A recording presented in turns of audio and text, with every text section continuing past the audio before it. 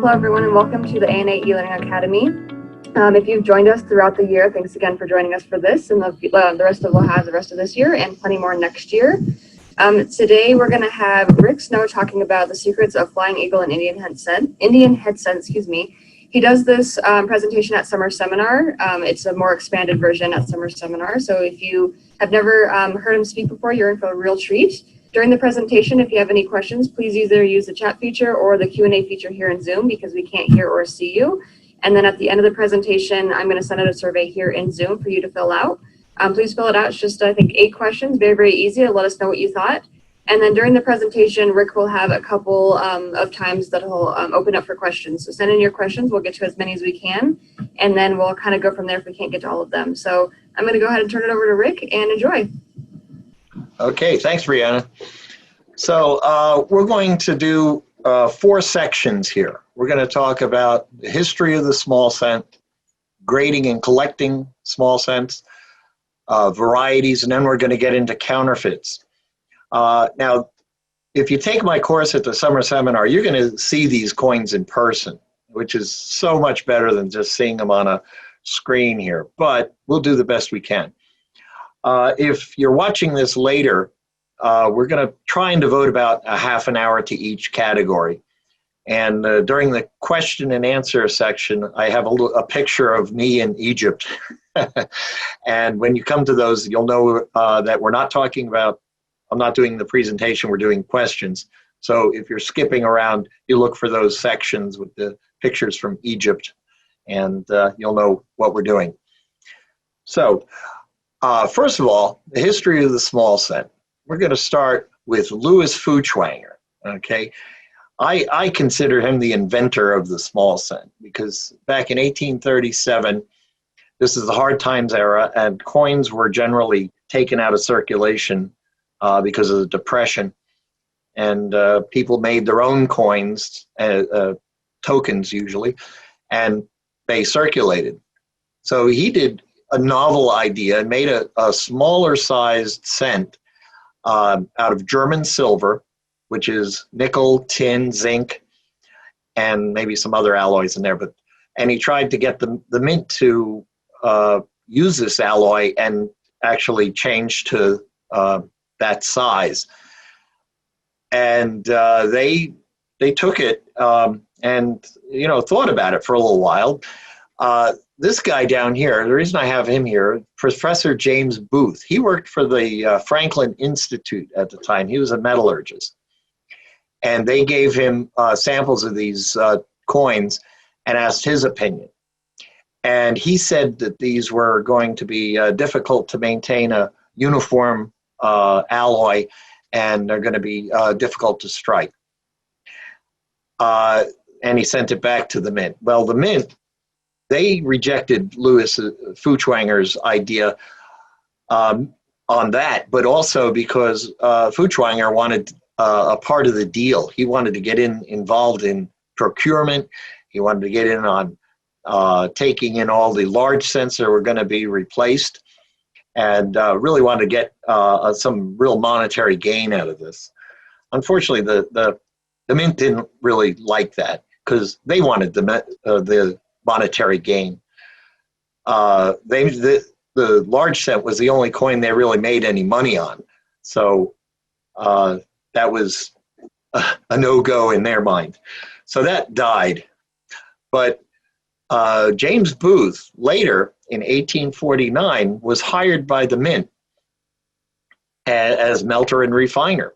And so he undoubtedly recalled his earlier experience with Feuchtwanger's composition, and during the early 1850s utilized that knowledge. Now, what happened in the 1850s was all the gold that was discovered in California really upset the economy.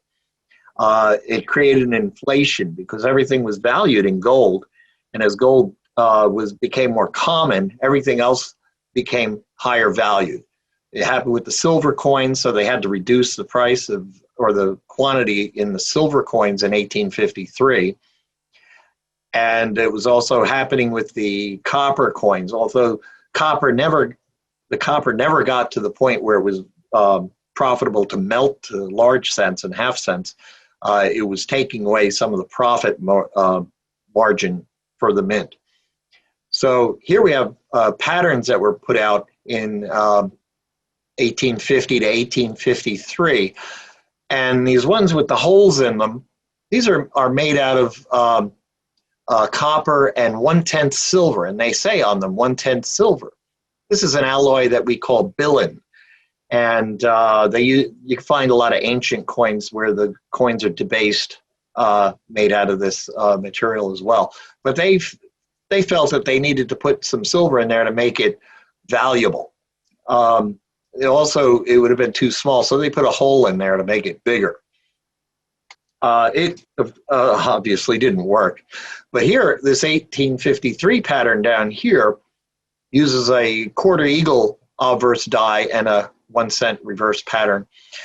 And this is made out of German silver. So this is basically the mint copying Feuchtwanger's idea. And they're really attractive coins if you ever get one. It's a neat pattern. So there you can see James Booth putting his input into this process. In 1854, they continued. This is also a German silver pattern, and it's a little bit bigger. And the obverse die is really weird because they actually reduce this. They put this on the reducing machine with a silver dollar. So so all the details are very, very mushy, and it actually looks like 1851, but it's from an 1854 silver dollar. The reverse is very sharp, and it's a newer die.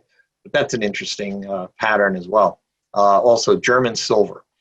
And then they had the idea, instead of going to German silver, why don't we just reduce the size of the large cent to save money?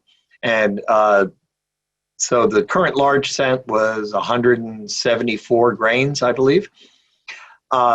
These are 100 grains, so it's a little better than half the size of the current large cent. And these are very popular, especially the Flying Eagle. This is the first time we see a Flying Eagle on the cent. And also this is kind of copies the large cent, but without the stars. And these are very popular patterns. They made these out of pure copper and bronze. About 100 of each are known. They continued to 1855 with the same idea. This time it has a lower relief, and the wreaths are a little bit different.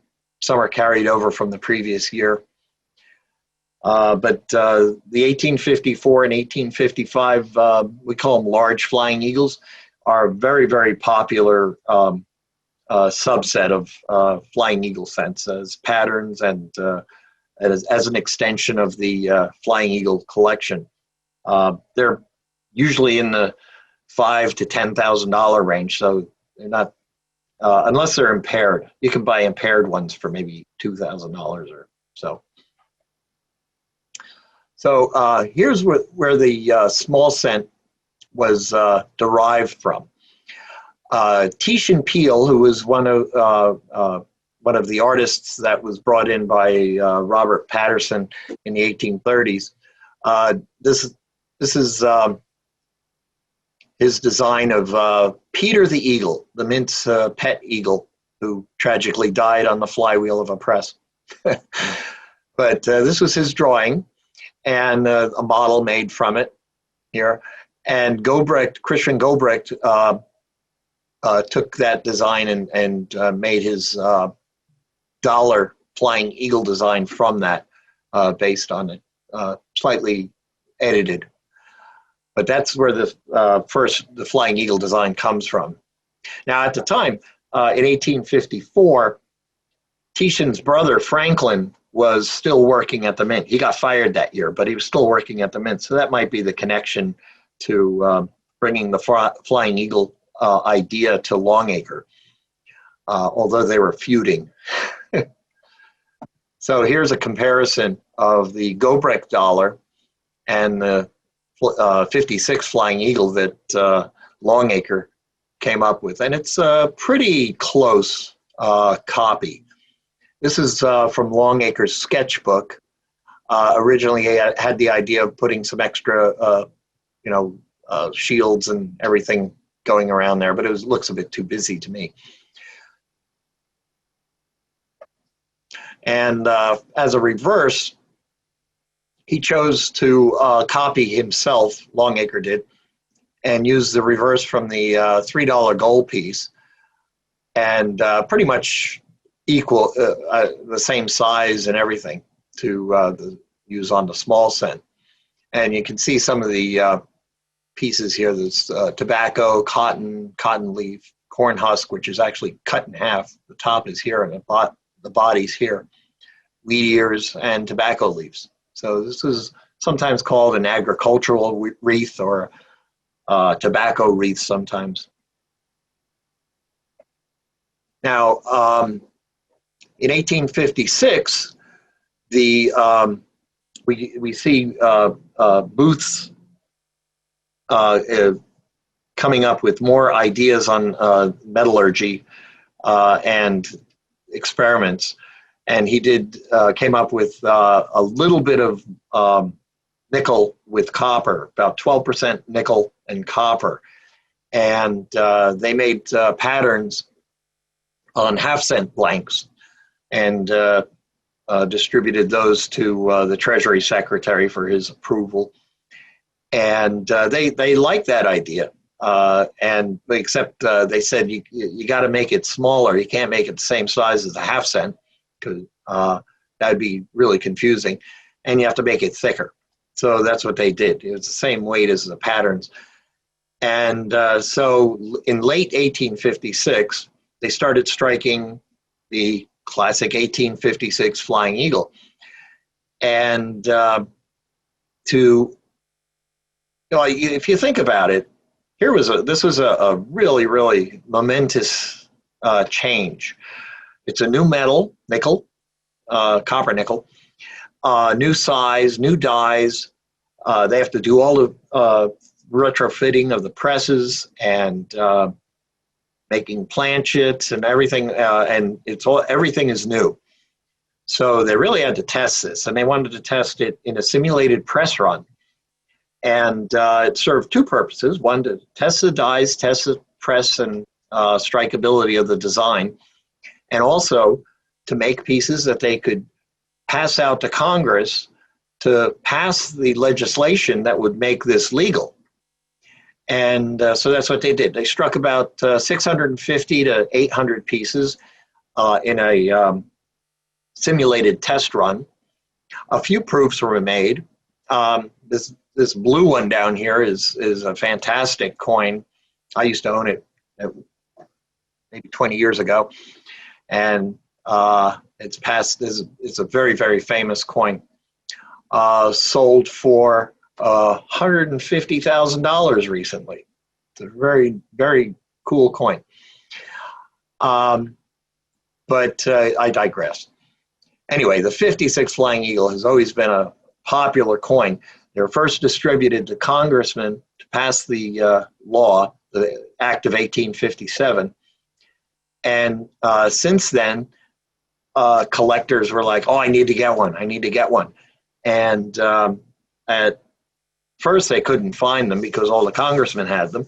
They slowly showed up in auction, and they began selling for $2 a piece. This is 1858. No, 1858, yeah.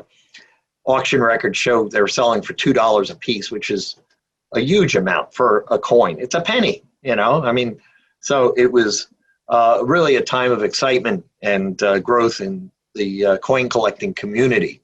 And the 1856 Flying Eagle really started that.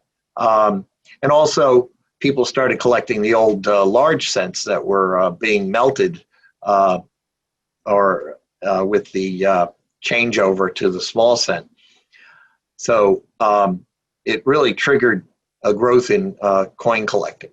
Now, it's really a pattern. Okay, so why is it collected as a normal issue? Well, the reason is because the demand was so great, people came back to the mint and said, can you make some for me? You know, well, they said, okay. So they made some more. They made about 1,500 of them.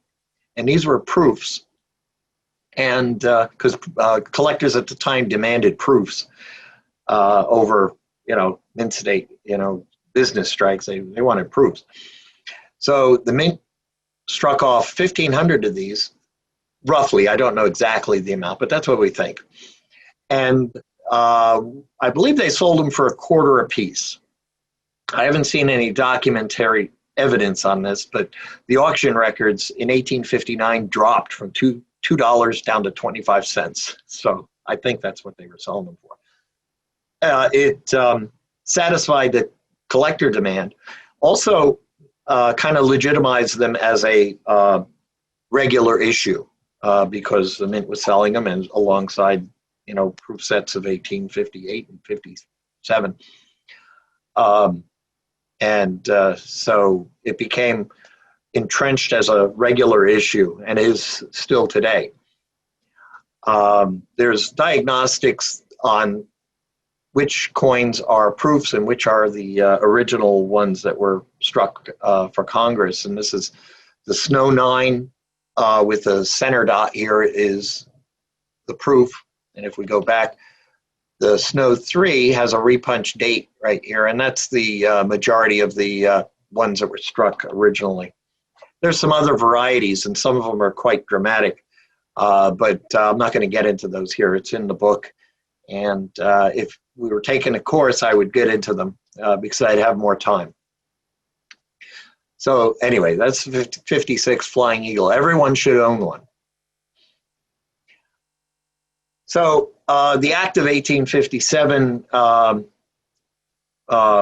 created the small cent, and they were issued in exchange for large cents. Large cents were taken out of circulation. Large cents never had a legal tender clause attached to them until 1965. So they were, you know, you could legally refuse to take them. But the small cents had a small legal tender limit. But the lack of being so cumbersome and the utility of the coins really caught on. People really like these coins. And the old large cents fell out of circulation very quickly. And for a number of years, millions and millions of them were turned into the mint and melted. So now in making the circulation issues, the 1857, there was a number of dies that were left over from the 1856 production. We, let's see, I have documented 4 obverse dies of 56s. I think they made 12 dies, but they didn't put dates on them, okay? So they kept them for 1857, and then they put the dates on and used them for regular issue. Now there's a difference between the hub, the design of the regular 1857s and the ones that were made in the dies that were made in 1856. This is the style of 1856, and you see the inside of the word "of" is squared, kind of. And then in 1857, all the other dies are oval shaped. Okay, so we call this the obverse style of 1856, and there's about 7 or so different die pairs of these, and the Snow 1 has a nice repunch date and usually comes beautiful and proof-like. So I would be on the lookout for those as a cherry pick opportunity, because they are worth a premium. When I say the hub, okay, that is the it's the die that makes the die. Okay, when we talk about dies and hubs, a hub is a positive of piece of steel with the everything raised on it. It looks just like the coin. It doesn't have the date on it, but it looks just like the coin. And that's used to make every die, Okay, so if there's a variety on the hub, okay, it's going to show up on every die. So that's what this is. It's a hub variety. Every die that was made from this hub, obverse style of 56, will have this the squared O in of. They made a new hub for the 1857s, and some of these had defect. The wingtip was broken. This part right here, and so on the hub, that would be raised, and perhaps it never made it on, or it was ground off for some reason. So when they make the die, it doesn't sink into the die. So this here is actually hand engraved into the die, this extra wing, because it was broken right here. And so some individual dies have this, a broken wingtip and then a little bit extra wing added in. And they fixed that and had a full wingtip hub. So these are minor varieties that are real interesting. And there's a lot of varieties for 1857, a lot of double dies. And so it's a very fascinating year to get into with varieties. And when we talk about varieties, I'll talk about some of those. In 1858, now they were having problems with the nickel composition being a hard metal. They had to really strike the coins hard to get the designs to strike up. And the problem developed right around the tail and the head of the obverse on the eagle, because that was opposite the wreath. And if they didn't strike it hard enough, you'd have weakness here and there. And so they had to strike it harder, and the harder they struck them, the dies would wear out much quicker. So it was they had to come up with something that would fix that. So what they tried was reducing the elevation of the eagle, okay? So this is the large letter, which is the regular type of 1857. There's a small letter, which is a shallower relief eagle and smaller letters. This is actually believed to have been designed by the assistant engraver, Anthony Paquet. And certainly this is done by Anthony Paquet. This is almost a flat eagle with tall letters. That's his style. And that's a pattern. But the small letter as a pattern was used in combination with different reverses, but they liked it, and they switched over to that design mid-year. So it lost its status as a pattern, became a regular issue. So so this is a true pattern because they never used that. But the trouble with the small letter design was these letters were very thin, and the hub would break because you had very thin pieces within the letters, and it would break after maybe sinking one or two dies. And you see here this thin part here on this S, and so that shows the actual hub initially broke right here, and there was nothing on the die. So they went there and they fixed this with a little curve, and so they had to touch up the dies quite often, and that took a lot of labor, and so they didn't. It doomed the Flying Eagle design by going to the small letters and having to work on them so much. So they had a design competition inside the mint between Longacre and Anthony Paquet. And with these reverses, this was the one in use. They also changed the reverse. This is a high leaf reverse, and this is a low leaf reverse. This is also the same basic design, but a lower relief to, again, increase the die life. And we call it low leaves because these leaves by the C and T are low. Here, the C and T leaves are high. And those are on regular issues, both combinations of a large letter and small letter. These are the pattern reverses, the oak wreath and the ornamented shield, and the laurel wreath, which is actually an oak wreath. I mean, not oak wreath, an olive wreath. And there's two different styles. There's one that is leaves in clusters of 5, and you can see it's a little higher than center. And this is leaves in clusters of 6, and it's centered, more centered.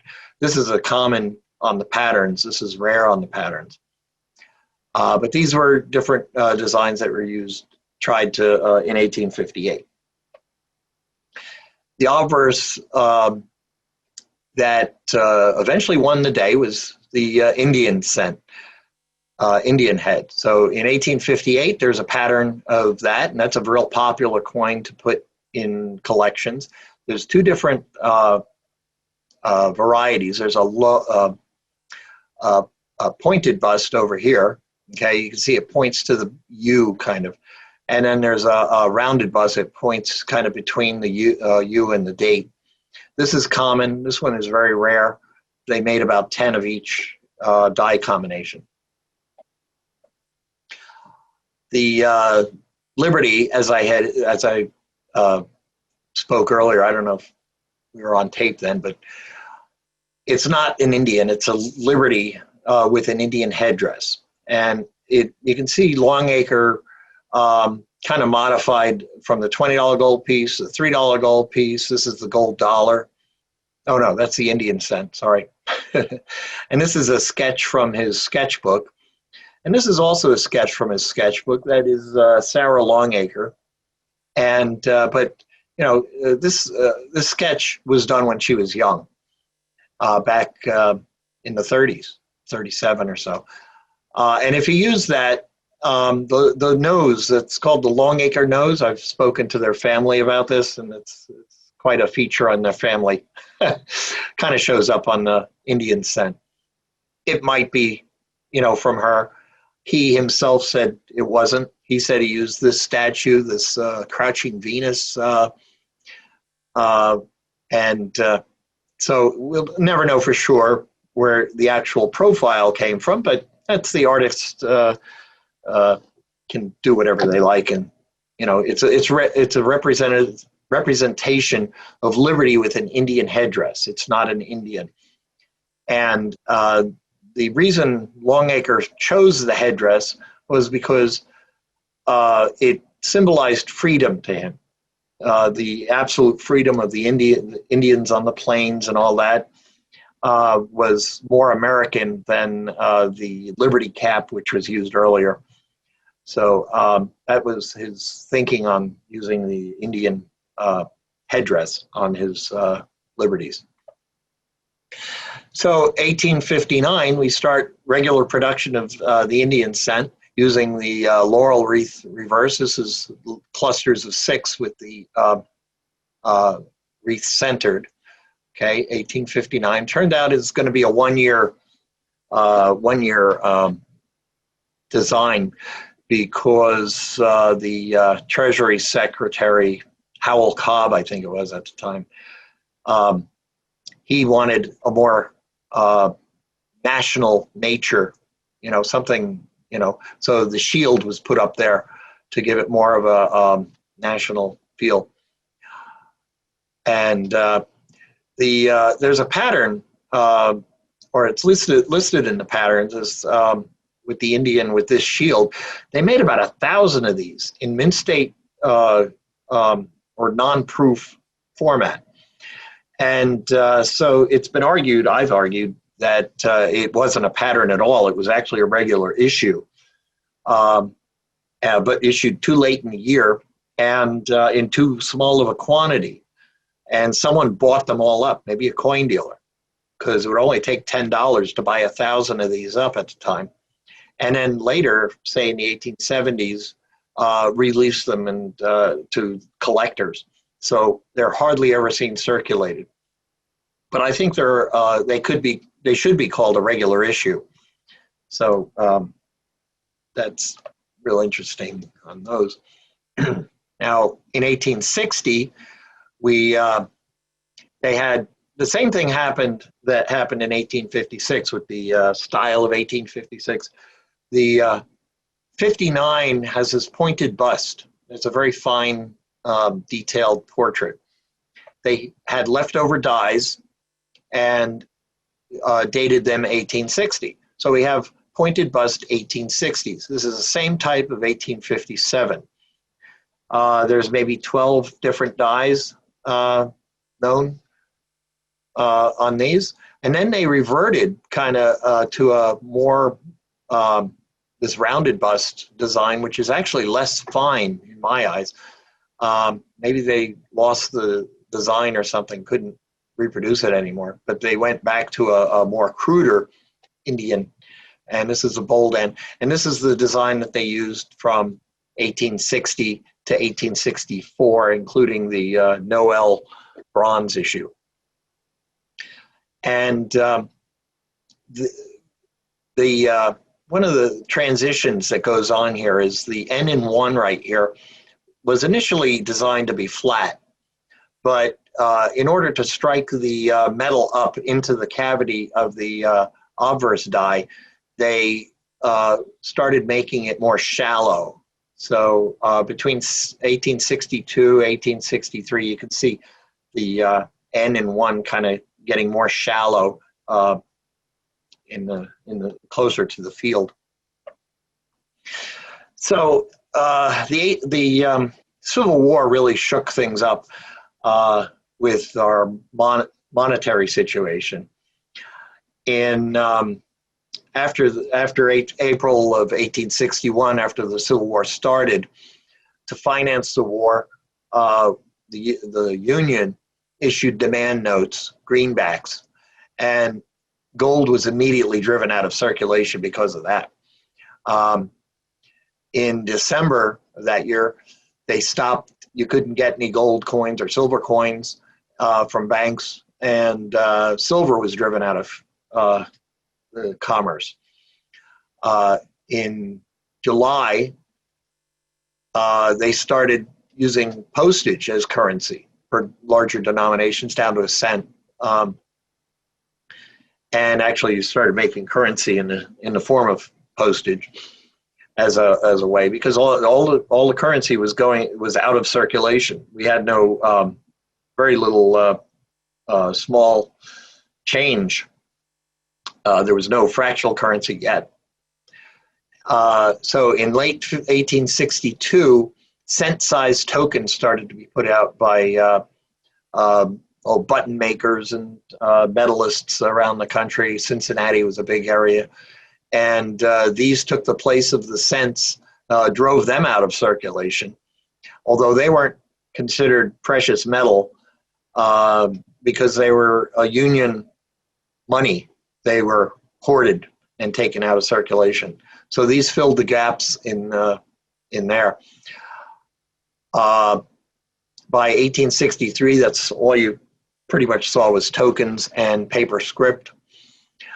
But this gave the mint an idea. They said, well, if people are accepting these tokens, which are worthless, not anymore to us collectors, of course, but at the time, pretty much a token coinage, well, why don't we do that? That's what the mint thought. And they said it's the utility of the coin, not the metal in the coin, that makes them circulate. So this was pretty much our first token coinage, was the bronze issue. And by taking away a lot of the value of the metal, making a cheap bronze thin cent, well, they made a lot of money. But they also proved that it's utility and not the metal value that makes them circulate. So the next year, they canceled the copper nickel cents. They made all the tokens illegal, and put out their own token coinage, and in huge numbers. So the 64 Noels and the 65s are very, very high mintage. And the Civil War ended, and it took a long time for the coinage to get back to normal in this 1866 to 1868. A flood of coins came back into the circulation. And by 1879, greenbacks were restored to be redeemed by gold.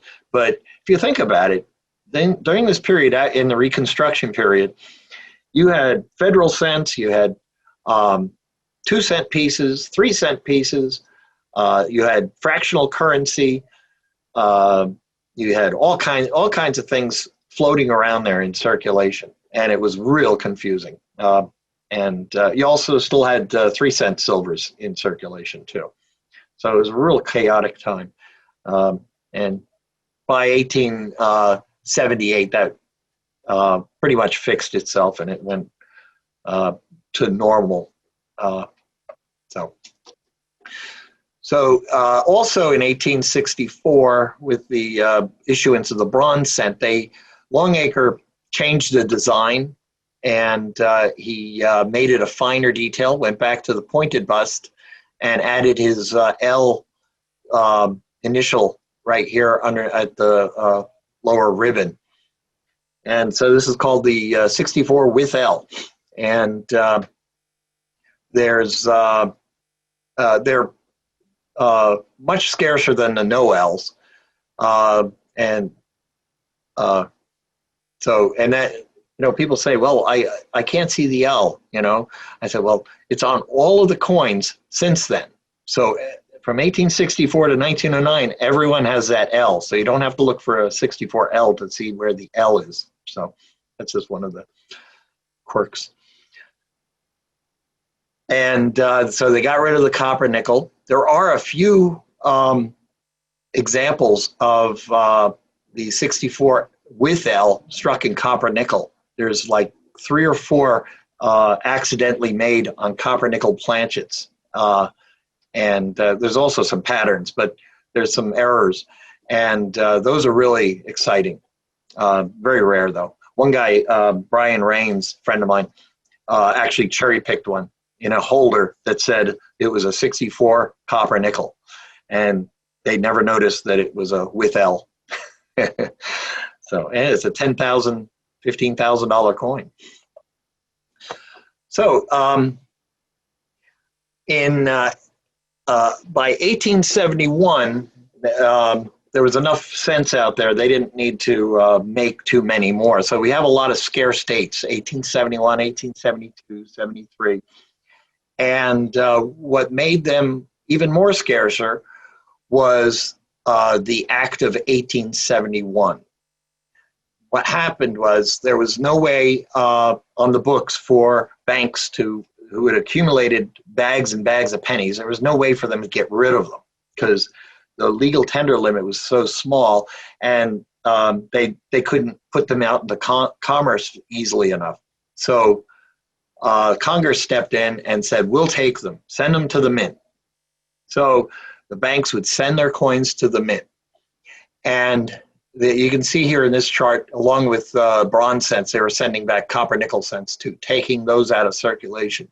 But the bronze cents were being sent in by almost 7 million, 5 million, and they were being melted. Now, these are coins that were just put out, maybe. These are not even 5 years old.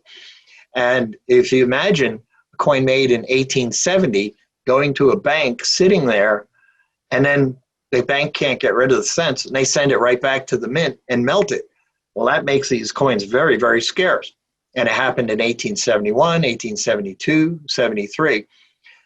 Now, someone got wind of this, that this was kind of wasteful to make coins and then immediately melt them. So starting in 1874, they started reissuing the coins. First a small amount, but pretty much all the ones that they took in, they would reissue. So starting in 74, 75, they were no longer melting these coins. When it gets down to here, 1877, Well, you look, there was almost 10 million coins redeemed and turned into the mint in 1877, and all of those were reissued. They didn't need to make any sense in 1877.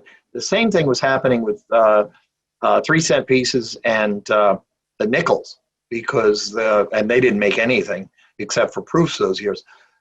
So that's why the 1877 year is very, very low mintage, because they didn't need to make any. They were reissuing coins, and they kept on doing this for a few years later.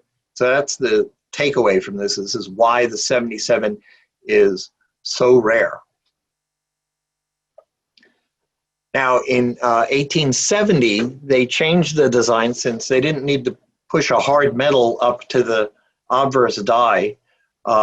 They didn't need this shallow end anymore. So they William Barber redesigned the reverse and made it a bold end. Okay, so you see here it's shallow. It's I don't like the word weak. Some people say it's weak, but it's not weakness. It's just shallow. Another design change is the trumpet, or not the trumpet, but the T shape here inside the E's. Here it's like a T, and here it's like a trumpet. So it's a whole redesign.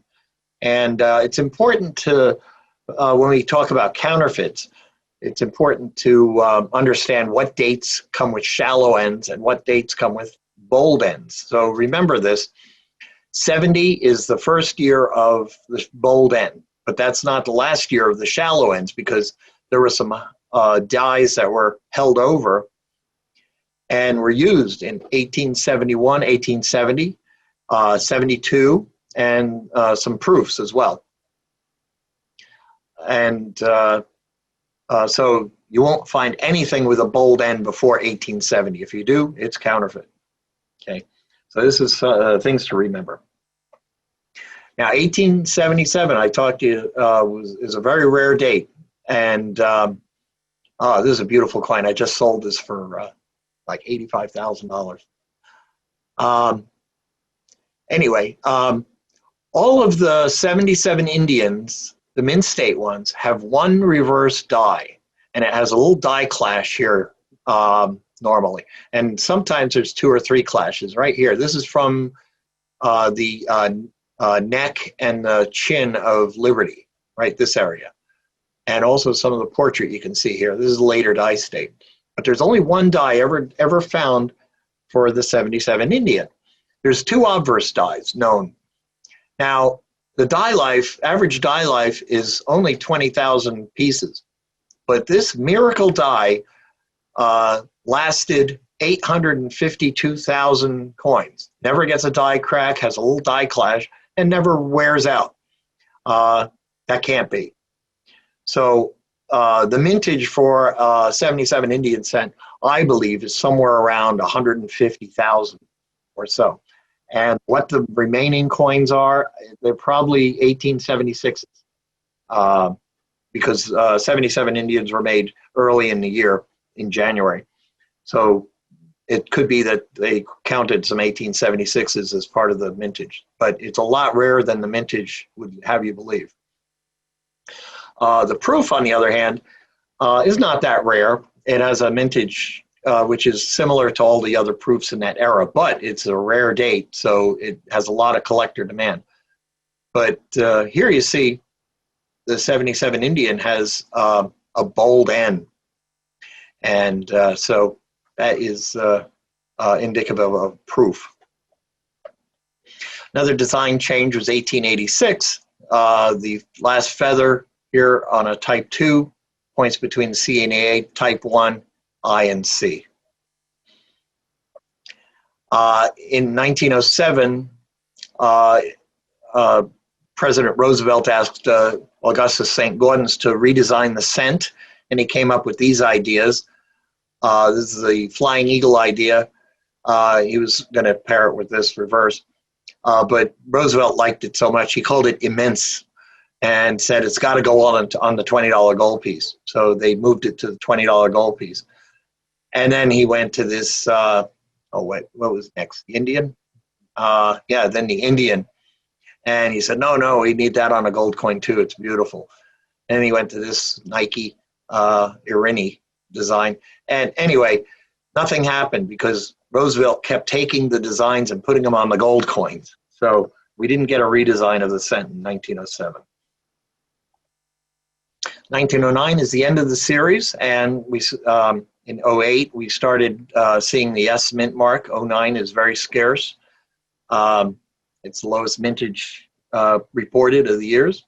There's only 2 reverse dies for the '09S, and they're easy to tell. There's a little line here, and there's a little bulge here on the 2 dies, and the mint marks are very squared. So it's easy to tell counterfeits if you know that. So let's have questions. I went pretty long on that subject, so if we can go shortly on questions, move along. But yeah. So you have a couple questions that came in right at the beginning. So I'll just we'll do a few of them and we'll move on. Let's see here. What do you think is the most underrated date in the Indian Head series in MS condition? The 1871 shallow end. There's maybe 30 examples known. It should be a $20,000 coin, but you can buy them for $2,000 or $3,000. Perfect.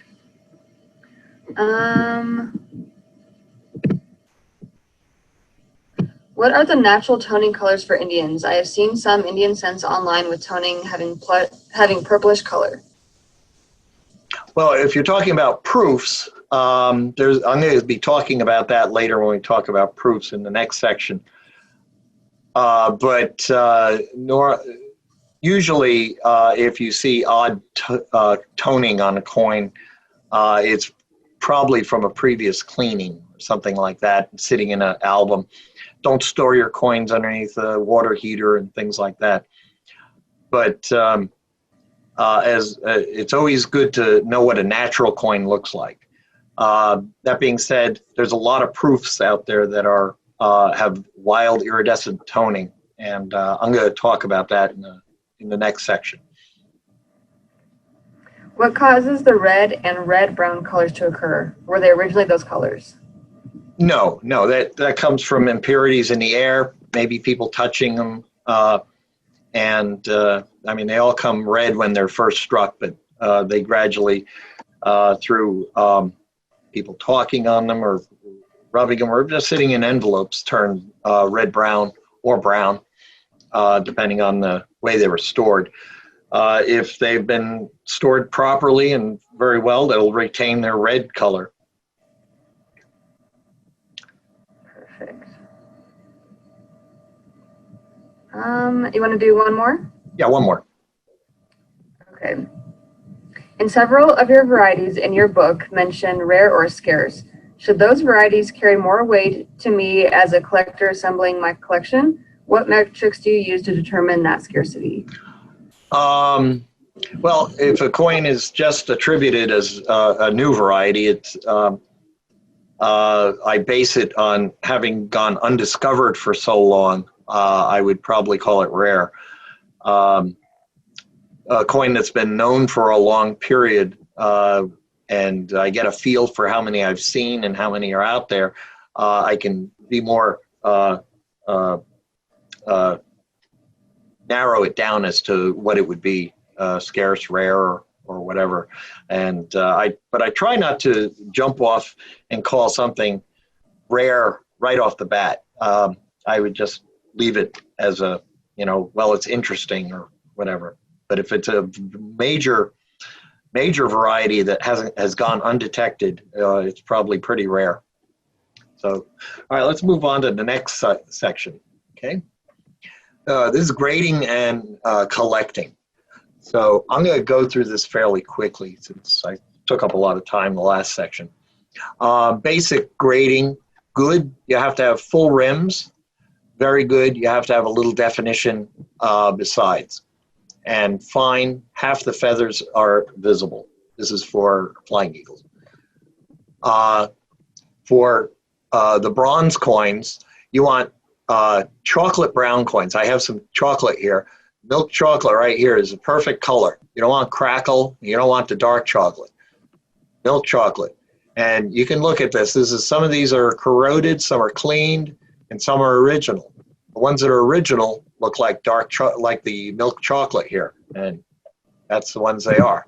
Okay, so that's what you should look for in these lower grades: is milk chocolate and no scratches or problems.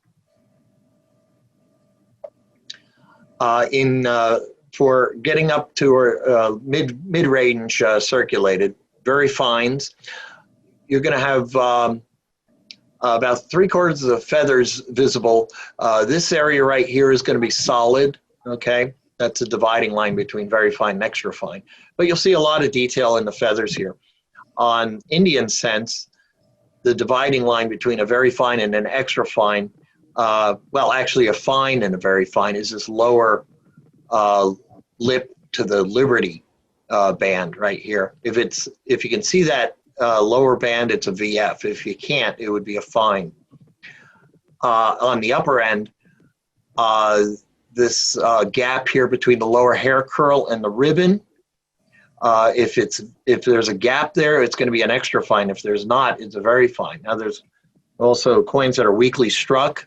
If a coin is weakly struck, you're going to see weakness on the feather tips as well, and also on the reverse.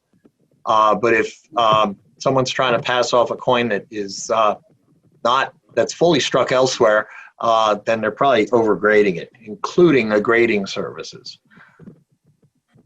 Extra fine, oh, this is a choice very fine. So you can see here, almost all the feathers are visible here, but not to the edge. Okay, so it's very close to XF here, and also very close. You can see it's connected a little bit, but all this other definition is very well here. That's a very nice coin. A lot of people might call that XF or even AU, especially grading services. But if you stick to your grading criteria in your collecting, you'll be very happy. Don't let things push into your standards. XF, you're going to have all the feather tips here most well defined in the center. You're going to have a gap on Indian scents between the lower ribbon and the hair curl. Again, you want to go for milk chocolate color for the copper or bronze coins. A choice XF is going to have mostly full diamonds here. It's not totally necessary, but close to full diamonds would be really nice.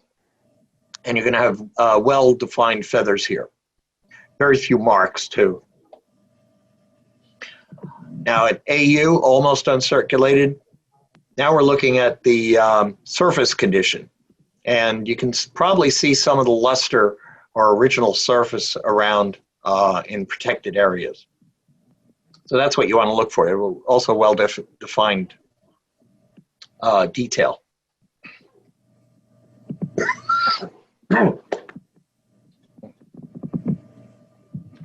Excuse me. Now a choice AU is going to have a lot of luster. You're going to see a lot of luster, not complete, of course, but in the protected areas, a lot of luster here and there. Very little wear, just on the high points right here and here, maybe here. And should be a very nice coin. You should see some cartwheel. When I say luster, that doesn't mean original red. It means the cartwheel luster from the original surface. On a gem AU, AU58, you're going to see better surfaces, very few marks, just a little bit of light rub on the high points, and very nice coin with lots of original surfaces remaining, just a touch of wear. Great coin to collect.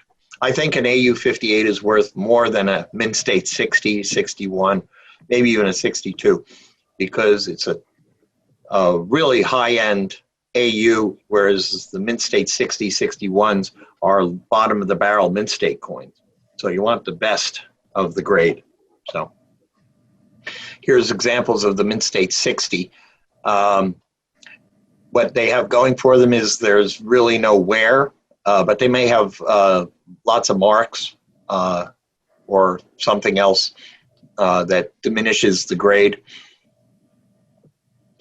You won't see too many mint state 60s in certified holders. And the reason is most of them are cleaned, and that's why they're mint state 60s. When you have a cleaned coin, now grading services won't grade them, but you have to grade them if you're identifying a grade. You have to come up with something.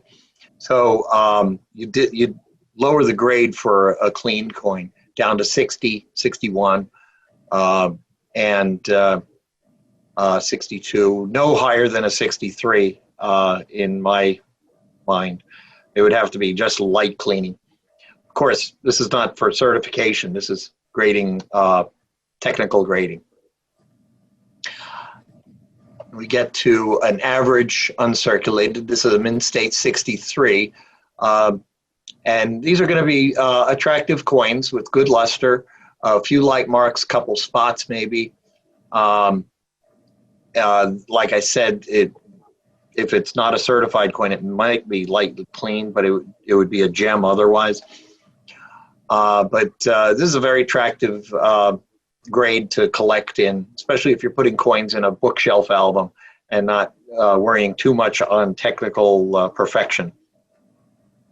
It's a very popular grade to collect coins in. So, next one is choice uncirculated or mint state 64 for certified coins. Choice coin is just what it sounds like. If you had a bunch of coins, say 30 coins, this is the one you would choose as the real nicest one. It's the best of the bunch. So you should have really good surfaces, good luster, great eye appeal. Colors brown, brown, and red come into play a little bit more on this grade. Lower grades, you won't see too many reds because they're going to be artificial. And the gem uncirculated is, what you'd expect. It's a gem. You'd look at it and say, wow, this is beautiful. There shouldn't be any significant marks, or if they are, they're not really noticeable. Shouldn't be any spots of note that are obvious. And it should be a very, very attractive coin, and one that if you tried to find a problem with it, you'd have to really hunt to do so. And again, you're going to have the different color designations here too. A lot of people kind of shy away from the reds because they think they're going to change in their holders. And I have to disagree with that, because if you see a coin in say a certified holder and it's red brown and it says red, my first inclination would believe that the grading service made a mistake, not that the coin changed in the holder. Whereas most people think, oh, it must have changed in the holder. I don't give them that much credit. I have seen coins that were just graded or red-brown in red holders. And, it's like you just shake your head and say, oh, this is going to flop around in the marketplace forever as a reject. Anyway, there's a lot of those out there, which is why you have to be careful when you're doing reds to make sure you have a really red coin. On proof issues, we start at 60 and move up. There's proof 0 to 58, of course, for circulated proofs. That's a special case. But you can see on the lower proofs, there's impairments going on and all kinds of different things. And, these are just mishandled proofs. They might be cleaned. So lower proofs, usually they're for bargain hunters. If you're going to collect proofs, you collect them because they're beautiful. And why buy something that has problems? Buy a beautiful one. Instead of buying 10 proof 60s, buy 3 proof 64s or a 65. It's better way to go. Choice proof 64s. Now these are going to be really nice. It's a little flaw that keeps it from a gem, but other than that, they're really nice coins. This is a cameo. This one's not cameo. This one's cameo. And The depth of the mirrors is important. That's not mentioned in the grade of any types, but I think you want to look for deep mirrors on a proof, and no flaws. Of course, the red, brown, and brown plays a part too. Now, I'll talk about the colors here. Next one. Here we go. These coins here have wild iridescent colors. I've had a journey with these. I first discovered them when I got interested in Indian cents, and I'm like, wow, these are beautiful. And but I was like, how'd they get that way? I was I didn't know how they came that way, and I thought maybe something was done to them. The nicest examples of proof dates, usually after 1877, usually have these wild toning on them. And it wasn't until the Eliasberg collection came out in '96 that half of his Indian cents were this color. And that got me doing research. And then I discovered that these coins came out of hoards that were put together back at the time of issue. We call it the Prosky hoard. It was David Prosky and A.B. White, I believe, were two dealers. And they would buy up all of the cents at the end of the year from the mint for face value. And these were all in envelopes. And they stored these things. They kept them, and they couldn't sell them because they're cheap. They put them away. But when these dealers passed away in the 1930s, these coins came out. And if you look back in the numismatists back in the 40s and 30s, you'll see dealers advertising iridescent proofs for huge premiums. Instead of $1, they were asking $5. And that's where these were coming from, these hoards. And in fact, Abe Kossoff, he started in 1935, I believe, as a dealer. One of his first deals was buying about 1,000 of these coins for 50 cents or $1 a piece and selling them for $5. And he says, wow, this is a great business. But these have a history that go back to these hoards. And I didn't, as a researcher in Indian cents, I knew nothing about them until I found until the Eliasberg collection came out, and that set off the aha moment on these things. Anyway, they're beautiful, and the toning is very delicate, various colors, usually on solid brown patina underneath, not always, but so that shows long-term storage. Anyway, those are, if you look in PCGS Coin Facts, you'll see a bunch of these, usually 1878 and later. So anyway, that's one avenue of collecting on proofs as well. Any more questions on grading? All right, you've had a bunch of questions come through. Some were grading related.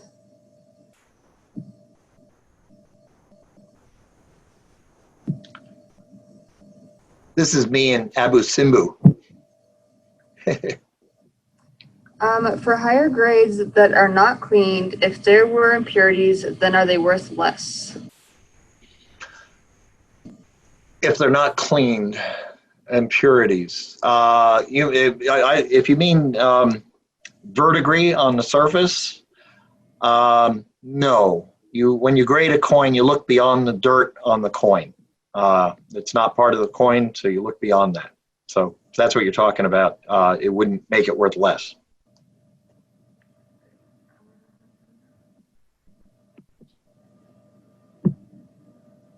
Trying to see if there's any other grading ones that came through. Looks like at the moment that was the only grading one that I saw. All right. Questions in here, but all right, we're going to go on to die varieties now. This is very fun subject. So the two best varieties in double dies is the 73 closed 3 double Liberty. All the letters of Liberty are doubled, and all the feathers are doubled, the eyes here. But the letters around United States of America, the legend is not doubled. Also, this one's an 1865 reverse, double die reverse. Very bold doubling. This is rotated doubling. The die rotated between impressions. And this one is shift. I don't want to use the word shift, but lateral doubling. And the reason on this one that there's doubling only on the center design is because the original die is cone shaped when it's blank. Okay, it's raised in the center, and they impress it with the hub, comes down, and they can only go maybe a half or a third of the way before they work harden the die. And they have to pull it back, take the die, put it back in the oven, and soften it again, and then hub it again. And they might have to do it 3 or 4 times. And if it rotates, if they don't get it lined up perfectly, you're going to have a doubling like this. And it's only going to be in the center because that's where the multiple impressions hit. The last impression only gave the legend its definition. So anyway, that's a really great example. It's one of the best double dies there is. And this one, it shifted, again, only the doubling is only in the center of the coin, but it shifted laterally instead of rotating between impressions. And this is a very hard coin to find. People don't flip over their coins and look at the reverse so much, so it's not as well known. This one is an 1862. There's 2 different double dies here, and they're very similar, so they're confusing to people. But they have little doubling here and here. Now, someone mentioned talk about Longacre doubling, or what I call extra outlines. When you have a double die, most of the double die feature is going to be on the high points and on the thin areas of the design. Whereas strike doubling, well, extra outlines for one thing, is part of the design, and only is around the outside of the devices. And another thing is strike doubling, which I began to talk about. That happens when the coin is struck and the dies move slightly and form a little shelf around the outside of the design. And that is not a variety. So you won't see strike doubling on the high points. It'll always be around the edges. Okay, so that's a difference there, and what to look for when you want to find a real double die as opposed to strike doubling, or if you see extra outlines. All the extra outlines, since they are part of the design, I detail those in the book when I'm talking about the various varieties or the designs. Here's more double dies. This one here is 1891, and it has doubling on the OF and A in America. Some of the feather tips here. This is a really scarce variety and one to look for. In 1887, this one right here, and you can see the doubling. See this little pincer out here? That's a classic tell for a true double die. If it was strike doubling, it would be mushed out, and you'd never see that notch. Okay, so that's what to look for a true double die. Of course, it's a known double die, so you don't have to figure it out. It's just look it up in the book. And this one is a 83 double die reverse, and the doubling is near the outside of the wreath here. And that's a very popular variety too. Other varieties, these are very well collected. The overdates. usually people put overdates in a regular collection. This well-known one here is the snow one, and you can see the 7, top of the 7 here. And this is actually a misplaced digit. It's a corner of a 1 punch struck into the die. It's kind of like an arrow or a diamond, or not diamond, triangle shape. And so this is a very popular variety. You have to have this 7 showing. There's late die states where you can't see that. You might have a little dot here. Don't pay big money for those, because you have to see the 7. So there's die states on this, and you have to be careful. They call them weak and strong die states. So always get the strong one, and make sure you can see it, because there are ones that are graded strong that are not strong. So you have to make sure. This one here is the S7, the Snow 7. It's different, totally different variety, so don't confuse them. It has a little bit of a 7 showing here and a little bit of a 1 showing over here. This one doesn't come in any kind of die states, but the overdate feature is a little bit less obvious. But that is a second overdate for 1858 large letter. Here's the 1888 over 7. This has been known for a really long time, and very few have come to light. It's always one of the best cherry picks you could ever make. But it's a tiny little bit right here and a tiny little bit here on the 7 underneath the 8, a little bit inside here. And when you're, if you have a well-worn coin and you're trying to figure out if this is it, compare the date position. Where the 1 is compared to the bust point. If it doesn't match up, then stop looking, okay? We always look at the date position, the left edge of the 1, how it lines up with the denticle here, whether this one is centered. So that's another tell on that variety. Also, they all have this, or at least high-grade ones, have this die cut here right above the E in United. So that's my trick for determining this variety at a, say, arm's length. If I can see that, little die cut there, I know it's a 88 over 7, and I don't have to look any further. And I cherry picked one on eBay about 10 years ago for $45, sold it for $14,000 just by looking for this die cut there. And that was amazing. Now, repunch dates, as I said before, the the dies were hubbed with the Indian and the legend. So those don't change between dies. What does change is the dates. They're punched in by hand, maybe using a press, and their position will change over regardless of what, each die it's going to be a little different. But also, if they correct it, you're going to have repunch dates, and these are highly collectible. This one's the best one, the 94 over 94, and this one's just as good. This is the 1859 Snow 1. So these are very, very, if you can find them, you're making a really big cherry pick. There's a lot known for 1864 Ls. There's all these are different 1864 L repunch dates, and they don't get as big a premium because the 64L gets a big enough premium, and these are fairly common within the series, but they're interesting to look at or look for. These are big. This is the 67 over 67. It's a very dramatic variety. This is a 69 over 9. It used to be called a 69 over 8. There's people that collect these by the reverse dies. So it's a very popular variety.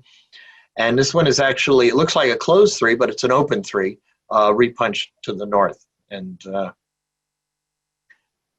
so that's a interesting die varieties.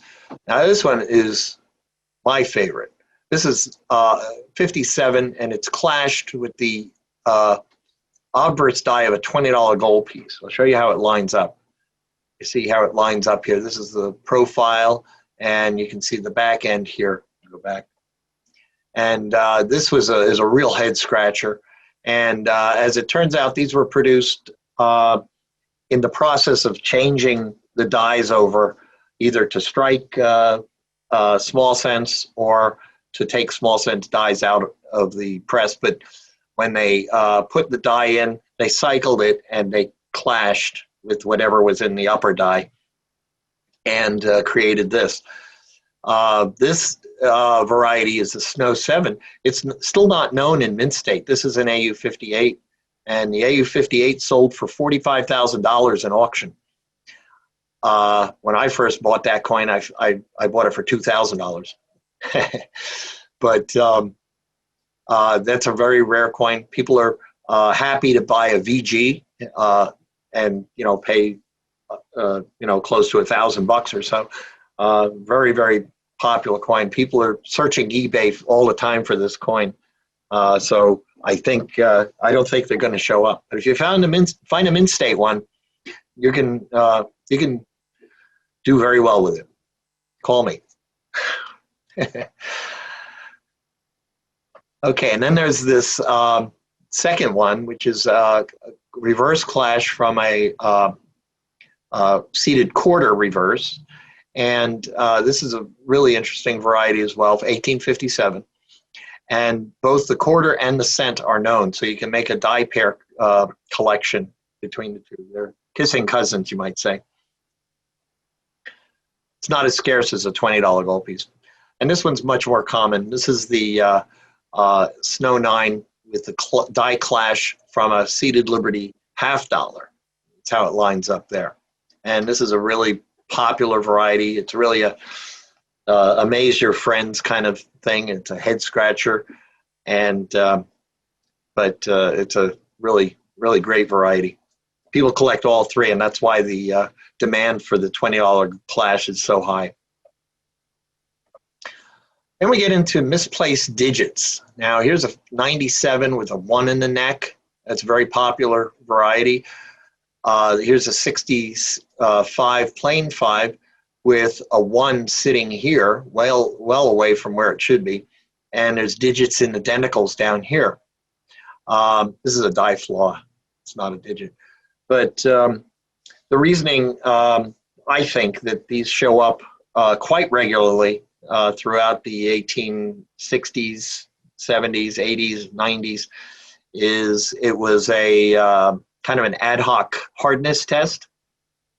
They would take a digit punch, and if they had a tray of dies and they didn't know if it was hard enough to strike coins with it, they would tap it with a digit punch in some strange place. And if it made a mark, well, they knew they'd have to harden it. If it didn't make a mark, well, then it's ready to strike coins. That's my guess. I don't know for sure if that's what it is, but I doubt whether it was mistakes or something falling on the die or something else. I think it was done on purpose.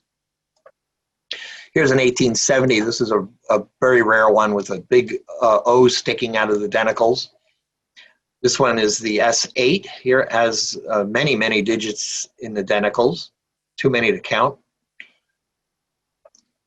Here's an 83 with a 1 in the neck. And we have an 88 here with multiple digits in the pearls. And these are very, if you can find one, you're doing very well. This one's really cool. This is an 1880. And now we're talking about misaligned die clashes. Now, this is from the denticle of a obverse die. Okay, the denticles, and you can see the O and F in of right here. And it only goes to the center of the coin. But one thing that is unusual is the deep area of the die, which is raised on the coin, also shows part of the clash right here, okay? If this was clashed on the regular die, you wouldn't see this here because it'd be too deep. Also, it fades here. So what this tells me, the clash was done to the blank die, which is cone-shaped. And when they hubbed the die, they pushed the clash that was made down with the design. So some of it was mushed out here, but other places it wasn't. So this is a very cool variety. It's another head scratcher. These are also misaligned die clashes. You can see die clashes here, here, here. These are all from denticles of other dies, and it's the same reason as the misplaced digits. They were doing a hardness test, and so they just took a die and whacked it against another die. Oh, need more. Hold on. Okay. So they would whap take a hardened die and strike a die that unknown hardness, and if it made a mark, it had to be hardened. That's what I think was happening here.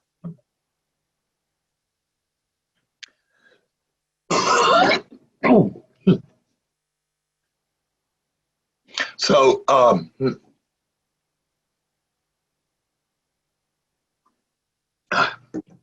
excuse me. So these are die gouges. This one is called a scar face. It has all kinds of lines in the face. It's an 1892. And this one is an 1867. It has a very bold gouge in the shield and down here. What I think happened here is a gouge, again, in the blank die. And when they hubbed the die, it pushed down. And this area, it obliterated the gouge, but in this area, it didn't. This is a die file mark here. And this one here is the 1875 with the dot on the end. And this was popularized about 10 years ago by Q. David Bowers as a possible die that was used to catch a thief. And they publicized it. And interesting thing about this, the coin that came into the, I think at that time it was American Numismatic Rarities, or anyway, it came in on a consignment. And they said, hey, this might be that coin that they always thought was used to catch a thief. And they said, they publicized it. It was on the front page of Coin World. Well, after months of hoopla and publicity and everything and about this coin, they put the coin in their auction and did not say that it was that coin.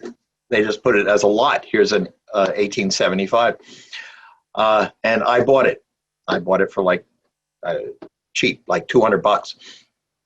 And so it just goes to show they didn't want to capitalize on the publicity that they were making about this coin. They were just drawing publicity on the variety itself.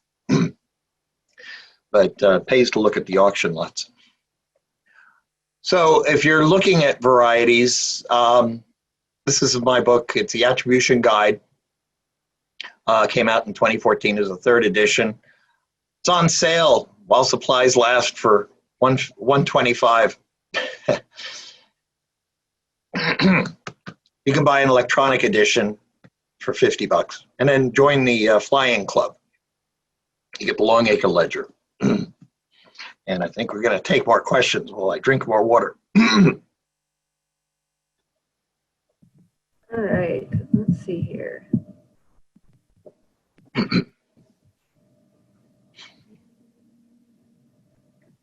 Is the proof colors you showed in the PowerPoint a result of the long-term storage and natural toning? Yes.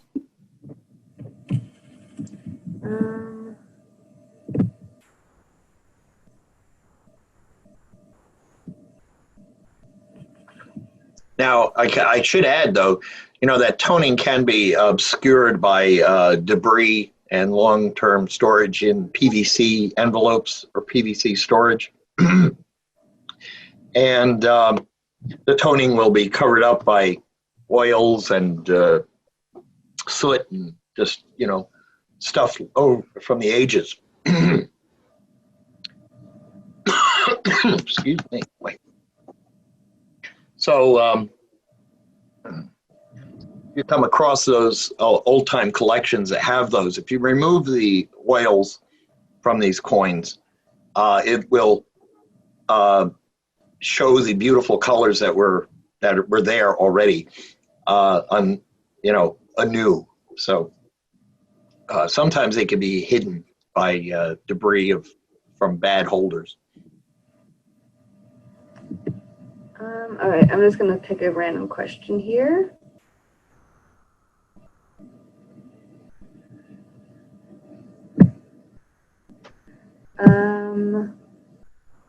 Why are there not more overdates, and do you think there are more to be discovered?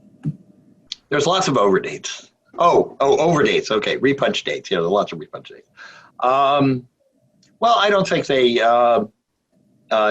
needed to make too many overdates. As I said earlier, I think they, like 1876s, were struck into 1877. It later, as we get later in the years, trying to salvage a die by redating it might become less important. But other than that, I can't say for sure. There's only a few known. A few of you have asked about the recording of this presentation. We are recording it, and it will be posted on our website within the next week or so.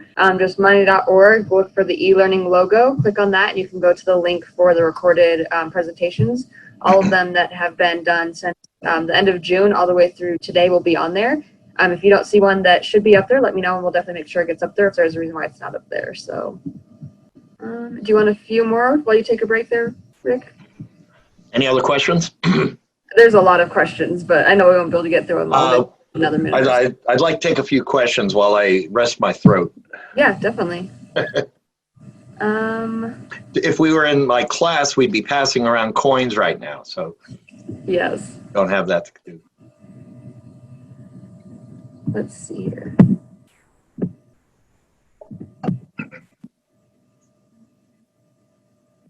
What book would you recommend as the best reference on these coins? How about this? The Attribution Guide, and the electronic version is, you can put it on your iPad, which is great for taking it to coin shows, because it's a very heavy book, 2 volumes. It's 1,000 pages, so I like the electronic edition myself.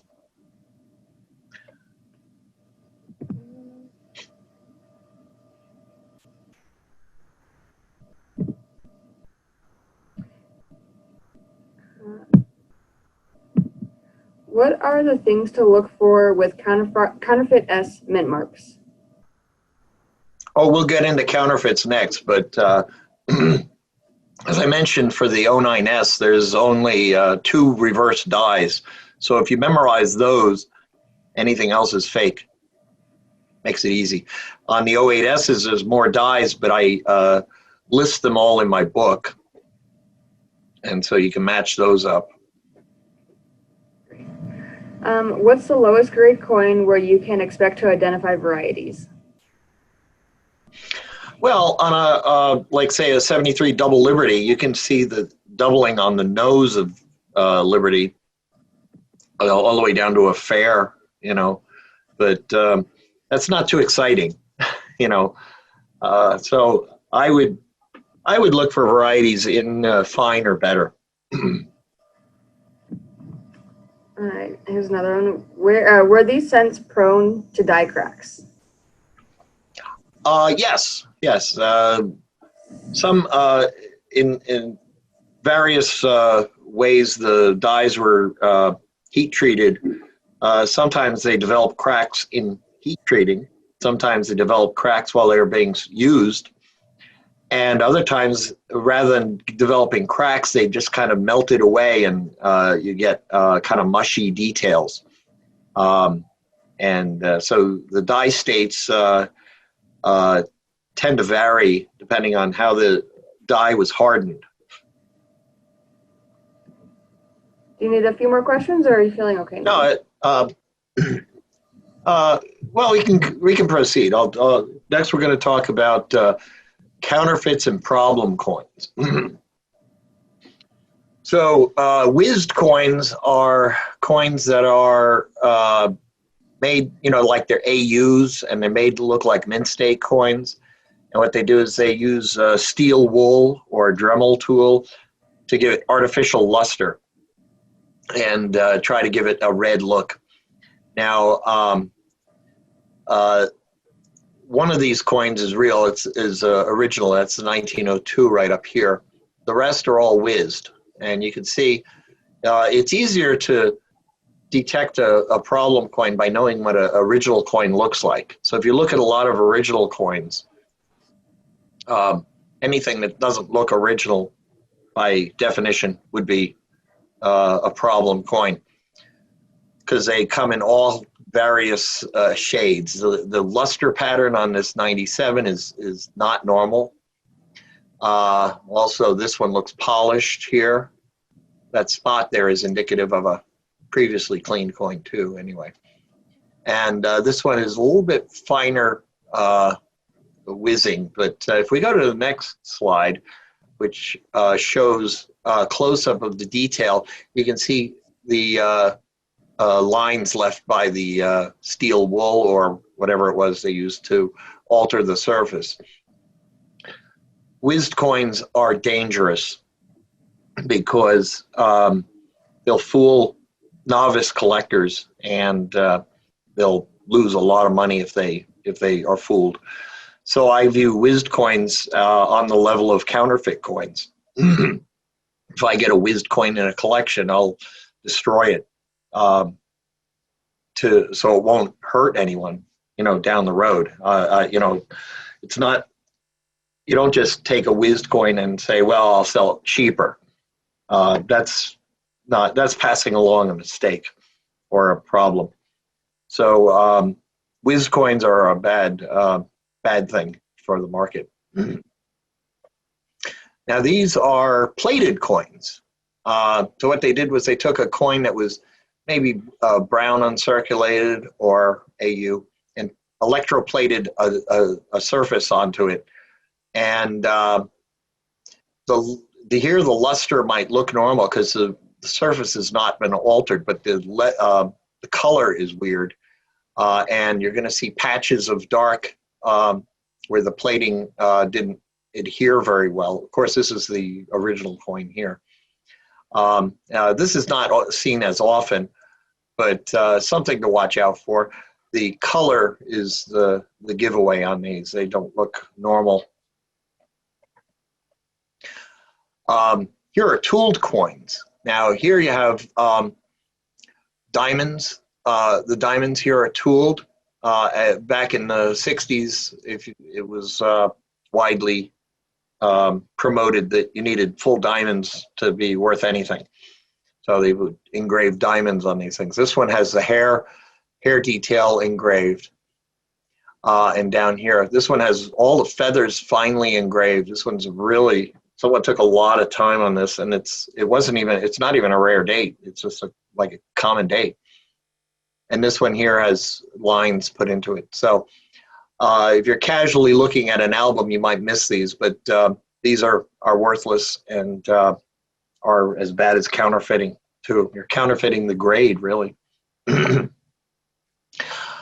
Altered dates. This is an original 1856. If you can see the upright here points pretty much to the center of the ball. There's a little piece taken out of the ball here.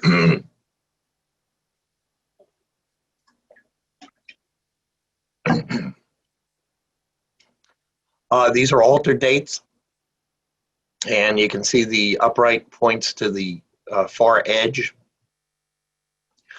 Sometimes they use small letters, 1858 small letters to make these dies, in which case it's very easy to detect because the 56 is a large letter. This one's a very deceptive one because they flattened out some of the the ball here to make it look like it points to the center, just like the original, like the real one. But the 6 is added, so this one's fairly deceptive. Of course, all the die diagnostics for all 56 Flying Eagles are listed in the book, and if it doesn't match that, then don't buy it. So here's a 1877. This is a real one. This is a fake one. Now, I mentioned earlier the shallow N was used on the Mint State 77, as we see here. This one's a bold N, and it's not one of the proof dies. And you can see what they did was these 7s are a little bit smaller and shallower than the 1 and the 8. So they took they ground off the date and added 77 here. But the bold N would be a tell on this. So that's what you want to look for. Here's 1871. This is the real one. This one is altered from an 1874.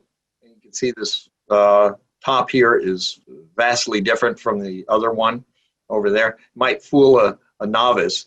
Also, the date is straight at the bottom. The real 71s are curved at the bottom. Here's the S Mint marks. This is the real S Mint mark. This is 09S. This is, you see the serifs and the open down here and the close up top. This one is misshapen. Okay, so this is an added S. This one kind of fairly looks normal, but it's not in the date position is a little bit off. The edge of the left edge of the S goes between denticles here, whereas on both 09S's, it's to the right half of the denticles. And this one is misshapen too. Here's a rule of thumb for 09S's. For some reason, the obverse die for 09S's has weak feather tips on all of them. It's not from strike, it just was never in the die. So if you have a strong feather tips on an 09S, it's fake, okay? So that's one good rule of thumb for 09S's. This one is a really well-made fake here. Looks very close to the mint mark. Again, the position of the mint mark is wrong. Here's these are made by a direct transfer, and then the S in this case was added to the counterfeit die. This one, I think the S was transferred because it looks like an original, one of the original dies, and it's in the right position, but it has these die file marks, okay, which is not on the real 09S. So this is a very, very deceptive coin, and these die file marks give it away.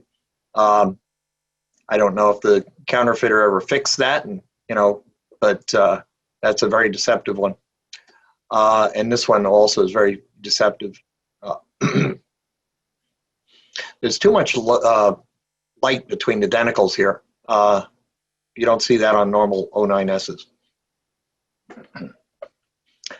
So here we're getting into a group of counterfeits that were made in the late 1960s, early 1970s. These are called Bay Area counterfeits. And this one is a really, really deceptive coin. It's an 1867.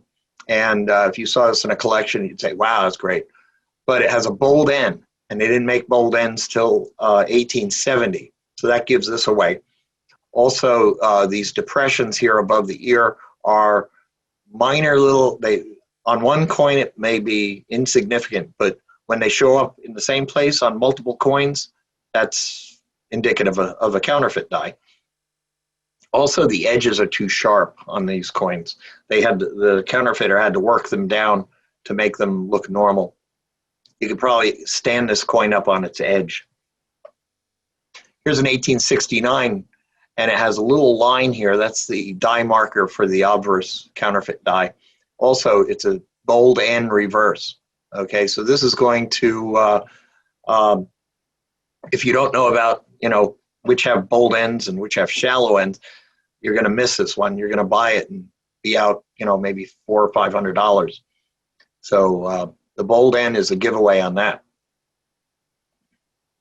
Of course, we make note of these die markers so we can track these. So if this die is used with a shallow N, we'll still be able to identify it as counterfeit. So now here's a 71 with a shallow N. It has a die marker right here on the neck, which was a transfer from the original coin. And as I mentioned earlier, the 71 shallow N is a very rare coin. We make note of every die of the originals. So if a coin doesn't match, it's going to be suspect. This one doesn't match. It has a die crack here that is not known. And there's two different dies paired with this.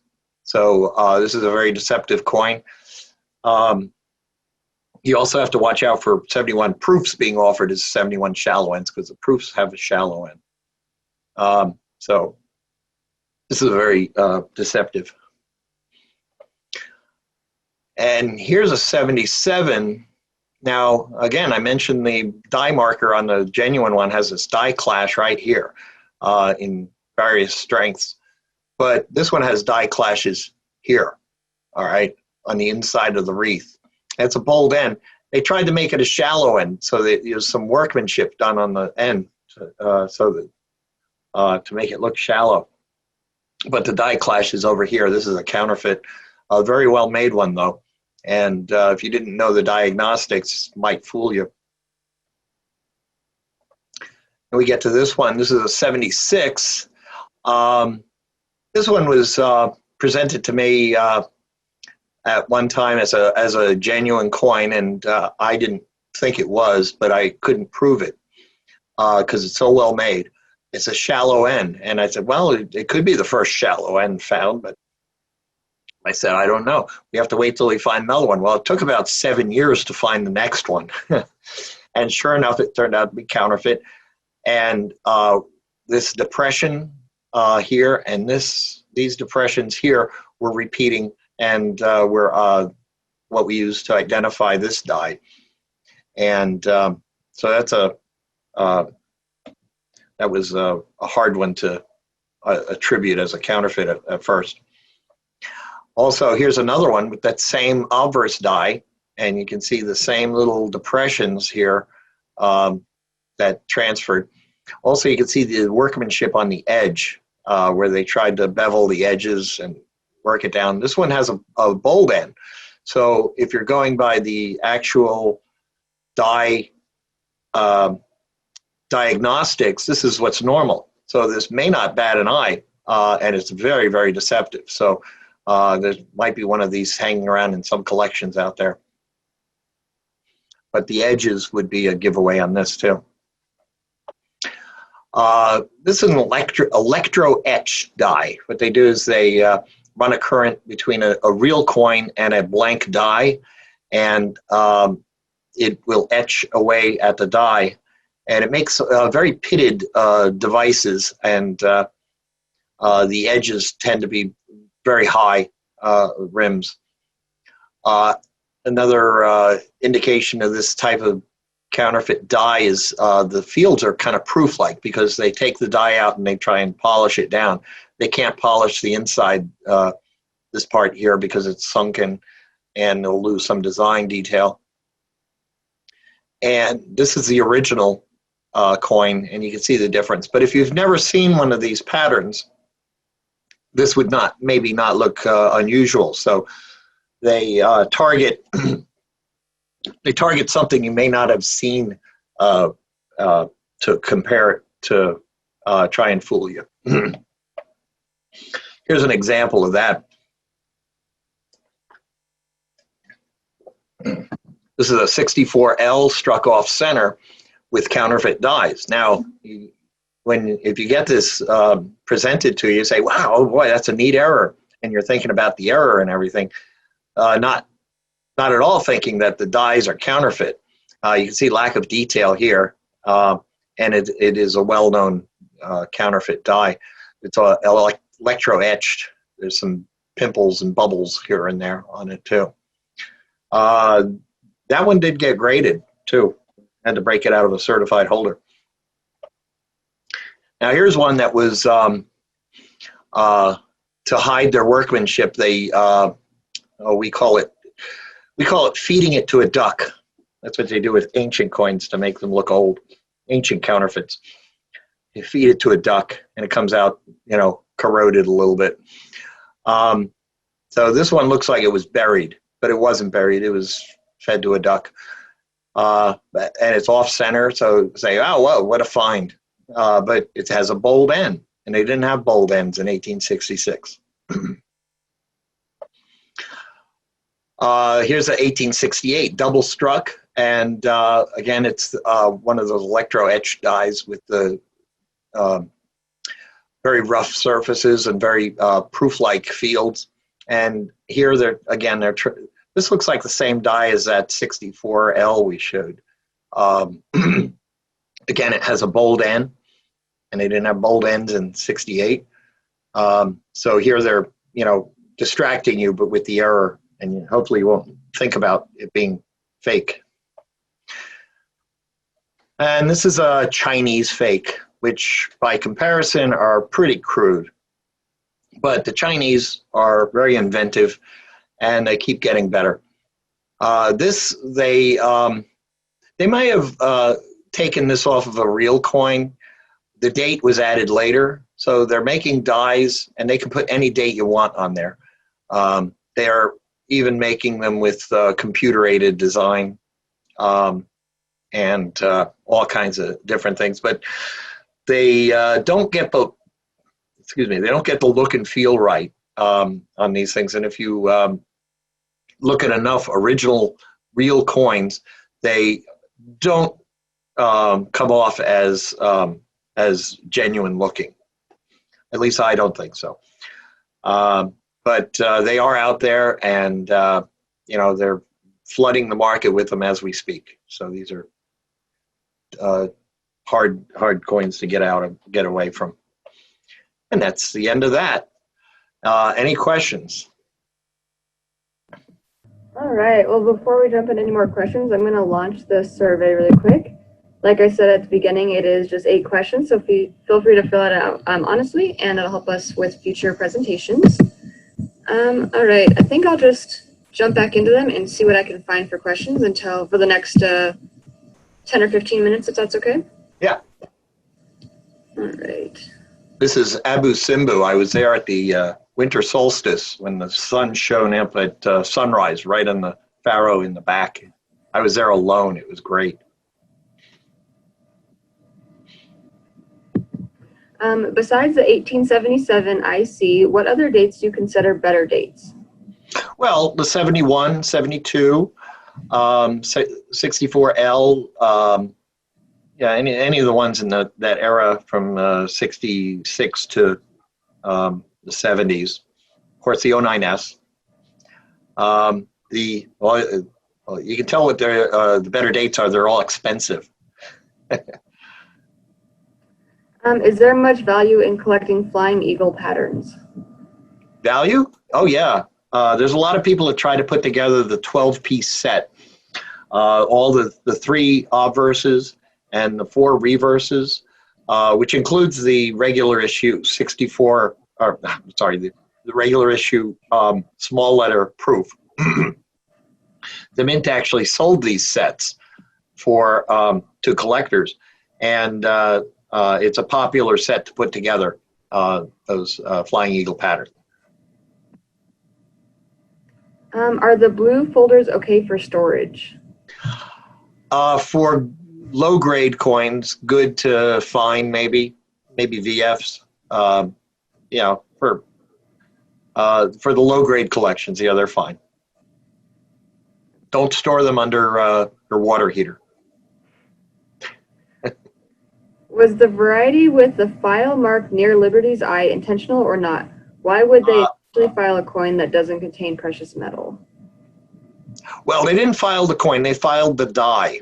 And I don't know if it was intentional. It's one of the most dramatic varieties for the 1900s. It's on a 1902. It's the Snow 4.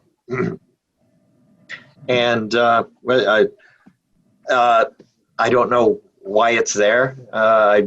but it's there, so we like it. All right.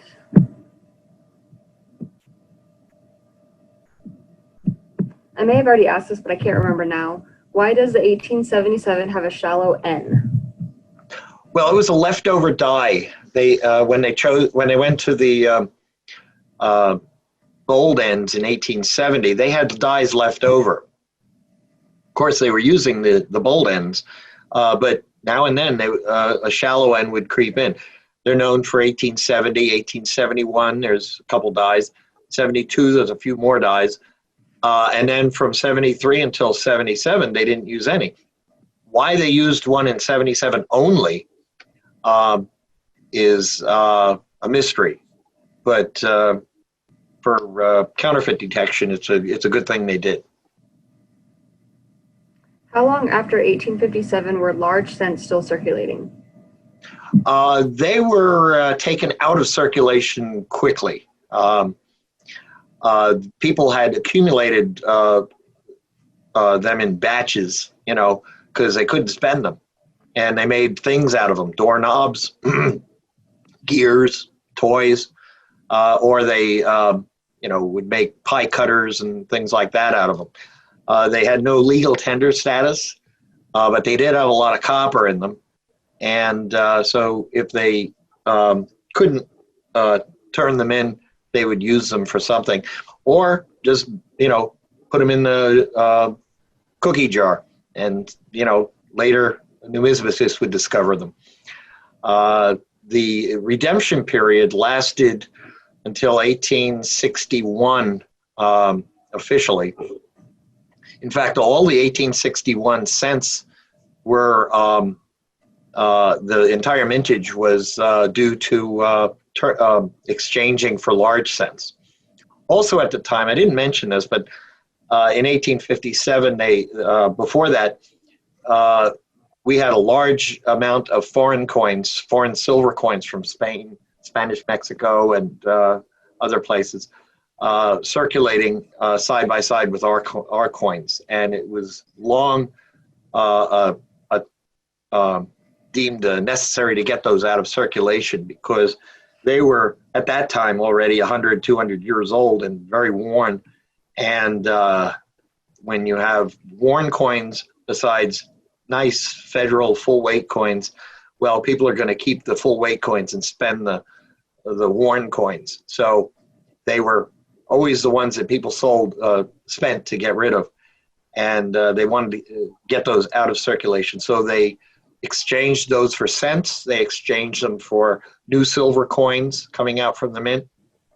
And so they eliminated that problem as well.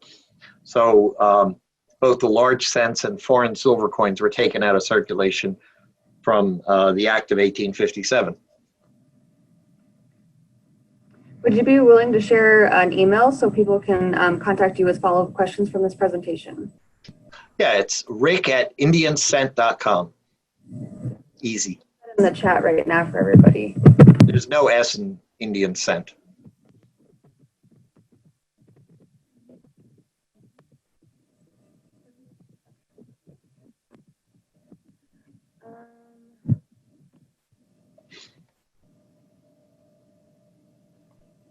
How do you identify proof issues? How do I identify what? Proof issues? Proof. Oh, proof issues. Well, they're all the diagnostics for each die are in my book, the attribution guide. But aside from that, you can look at the edges, assuming that you can't see mirrored fields, because that's, if you see mirrored fields, that's probably a proof. But if it doesn't have mirrored fields, you look at the edge, because the edge will probably have a lack of ejection marks, because when they're striking millions of coins with a collar on high-speed press, you get ejection marks on the collar. These are lines that are up and down on the edge. Proofs don't have that. So if you see ejection marks on the edge, it's probably a mint state coin. If it's kind of mirror finish or polished finish, on the edge, it's probably a proof.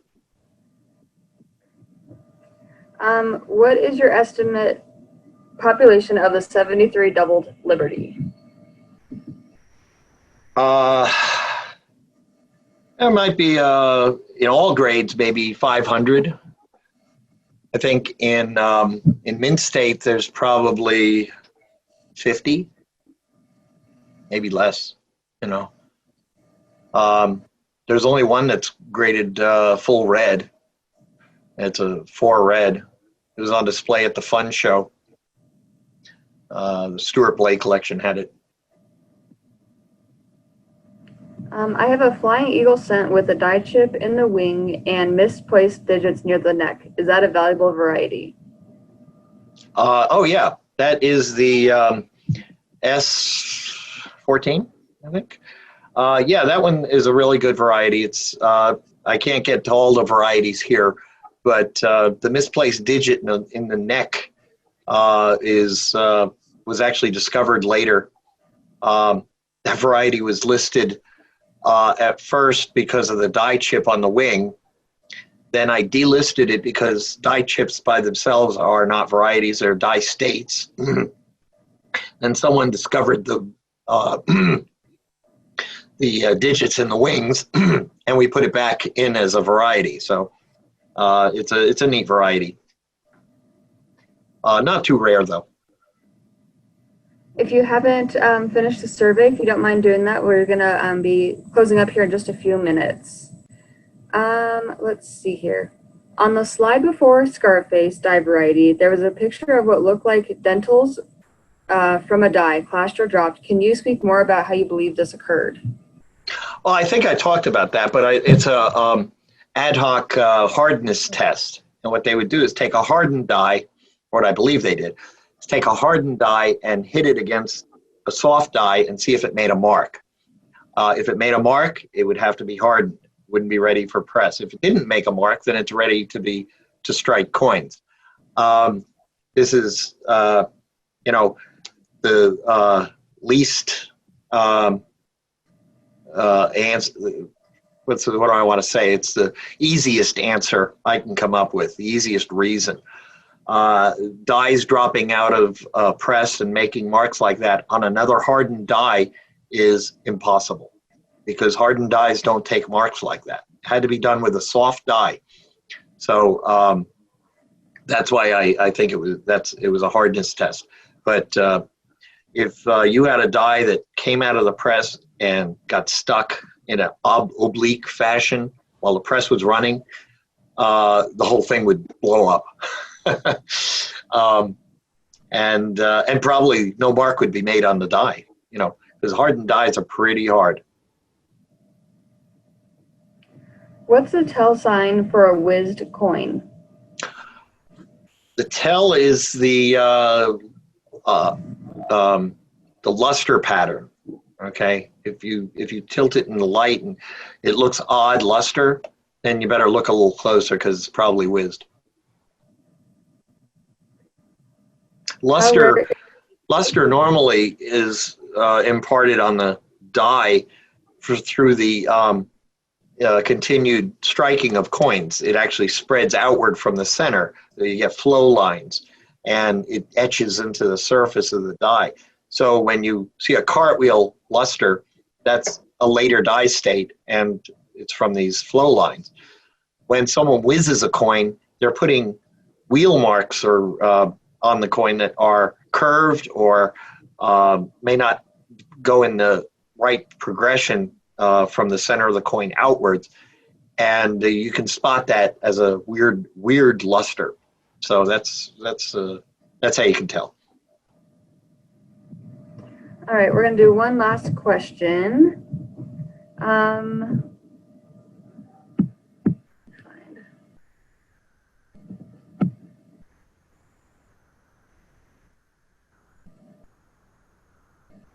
Out of all the flying eagles, which is your favorite type or variety? Well, this one right here, I just sold it recently, and it's really a favorite of mine. Beautiful coin. Came out of the When I originally got it, it came out of an auction from Numismatic Rarities, and it came with a box that it sat in for a long time with an Adams and Wooden pattern number on it, and it's just a fantastic looking coin. So I really like that. I like the pattern itself, but I like the look of that. Great. Well, we are at time, so I want to thank you so much, Rick, for your time and all the time that you put in for this presentation to cut it down from 22 hours at a normal summer seminar down to 2 hours. Thank you, everybody, for joining us today. Appreciate you hanging out with us. If you do have any further questions for Rick, his email is in the chat. It's rick@indiancent.com, so feel free to reach out to him, or you can email me seminars@money.org, and I can get the question over to him. We will be sending Rick a certificate of appreciation, so watch for that in the mail, Rick, and we'll get that to you. And everybody have a wonderful rest of your evening here on the Tuesday evening, and we'll talk to everybody soon. Thank you. Thanks for coming.